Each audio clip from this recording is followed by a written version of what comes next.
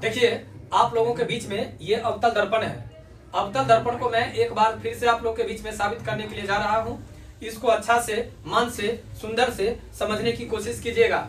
ये 5 नंबर का है और आप लोगों ने देखा जो अभी मैं आप लोग को साबित कर दिया हूँ, लेकिन स्पेशल केवल दर्पण सूत्र आए, इसलिए मैं आप लोग के ठीक है फिर से समझाने के लिए आया हूँ। समझिए, ये जो है ये आपका क्वेश्चन है, ये आपका क्वेश्चन है और क्वेश्चन को आप जिस टाइप से लिखिए, क्वेश्चन आपको जिस टाइप से लिखना है लिख दीजिए।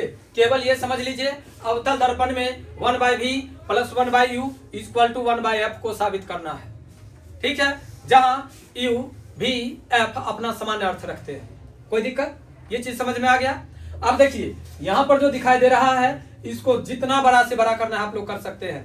हाँ ठीक है, तनी उन्हें खसक जाइए ना, सब आदमी को दिखा दे नहीं, बस बस बैठिए। गरीब कोचिंग में पढ़ रहे हैं तो आप लोग को बैठने में दिक्कत होगा ही। ठीक है, हो गया बस। अरे बाबू हल्ला नहीं करो, वीडियो में जो होगा होने दो, तुम लोग बस बोर्ड को देखो, बोर्ड को समझो। विशाल तुम्हारा बहुत शिकायत आ रहा है, नहीं तुम समझ रहे हो, उसको छोड़ दो। वो सही बने गलत बने उससे मतलब नहीं है, तुम यहाँ ध्यान दो, ये तुम्हारे लिए इंपॉर्टेंट है। बाहर में बच्चा हल्ला कर रहा है ना, मैं तुम लोग को समझाने के लिए नहीं परेशान हो रहा हूँ, तो तुम लोग किच नहीं करो। हम इधर पढ़ा रहे हो, उधर गुनुर कर रहे हो, ऐसा नहीं है जो मेरा माइंड नहीं काम कर रहा है। समझो बउआ, ये चीज जो हम दिए हैं ये तुम लोग और लंबा बना सकते हो। कैसे? तो लिखे हैं, माना कि Mn एक अवतल दर्पण है, Mn एक अवतल दर्पण है। हो गया। अब हम भाषा को बढ़ाएंगे। ए से प्रकाश की किरण दर्पण के T बिंदु से परावर्तित होकर मुख्य फोकस F से होकर के गुजर जाती है। एक दूसरी प्रकाश ए से चलना प्रारंभ करती है और मुख्य फोकस और वक्रता केंद्र से होते हुए गुजर जाती है। दोनों के कटान बिंदु से IB यानी प्रतिबिंब का निर्माण होता है। तो हमें सिद्ध करना है कि 1/v + 1/u = 1/f। हो गया।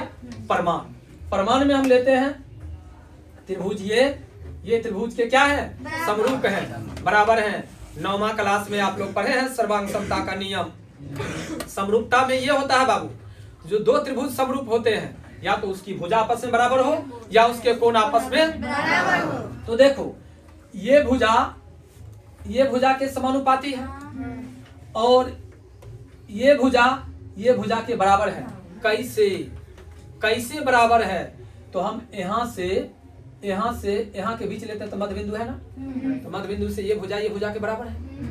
तो अगर ये भुजा के बराबर है और ये भुजा के समानुपाती है तो हम समानुपाती कर दिए। तो देखने से क्या पता चला? OC हमारे इसमें से चारों में से कोई चीज है? OC है? नहीं है। तो हमें तो OC के बदला में कुछ ऐसा चीज लिखना होगा जो हमको इस चारों में से कोई मिलता जुलता हो।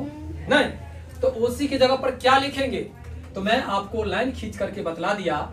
जो यहाँ पर अगर मैं P लेता हूँ, यहाँ पर अगर मैं C लेता हूँ और यहाँ पर अगर मैं O लेता हूँ, तो OC के बदला में हम लिख सकते हैं PO - PC।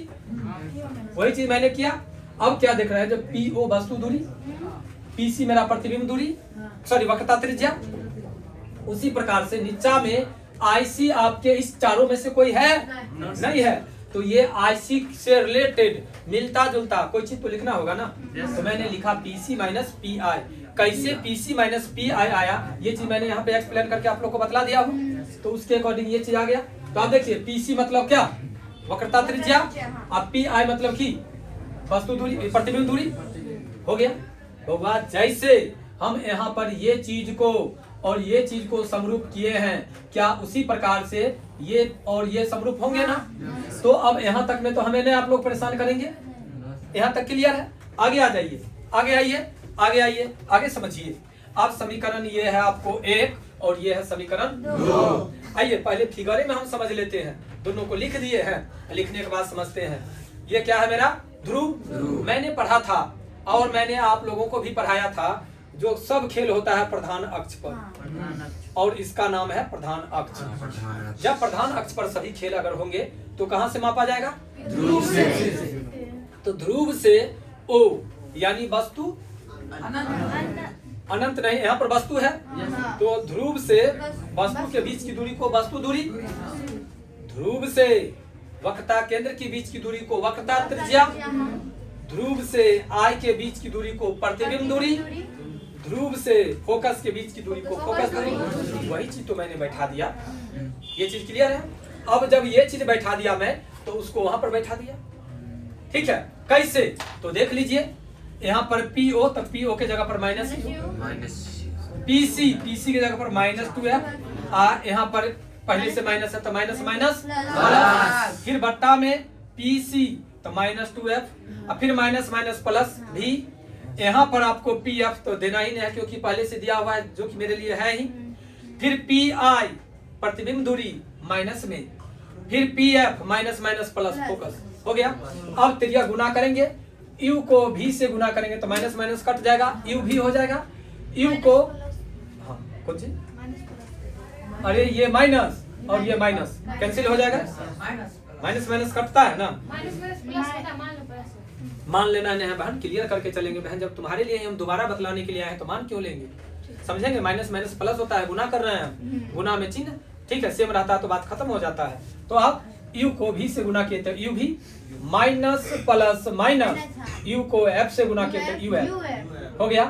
2F को माइनस V से गुना करेंगे तो -2VF, plus plus plus 2F को F से इंटू करेंगे तो 2F² हो गया।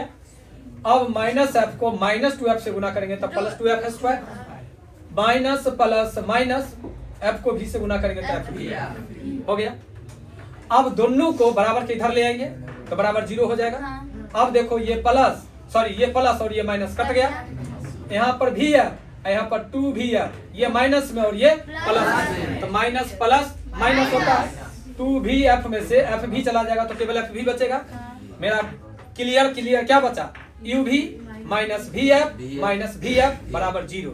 तो पूरे में UVF से भाग दे दिए तो देखो इसके नीचे UVF, इसके नीचे UVF, इसके नीचे UVF, इसके नीचे UVF हो गया।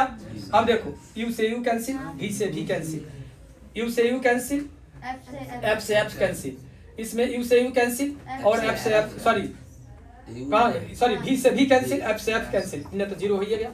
आगे आइए 1/F 1/V और 1/U = 0। ये भी माइनस में और ये भी माइनस में, तो दोनों उधर जाकर के कौन चीज में प्लस में, तो हमें सिद्ध क्या करना था 1/V + 1/U = 1/F हो गया।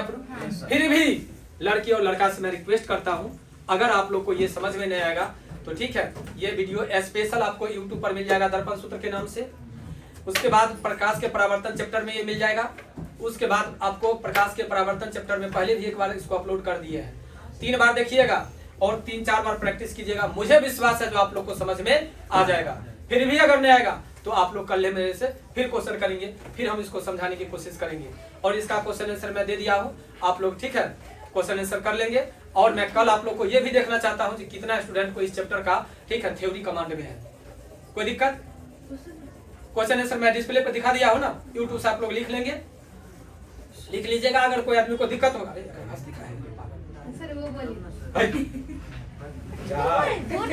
बस करके रगड़ देंगे, बोर्ड पर लिखेंगे कैसे, ठीक है। तो मुझे उम्मीद है आप लोग को समझ में अच्छा से आया होगा। फिर हम मिलते हैं आप लोग को कल के क्लास में।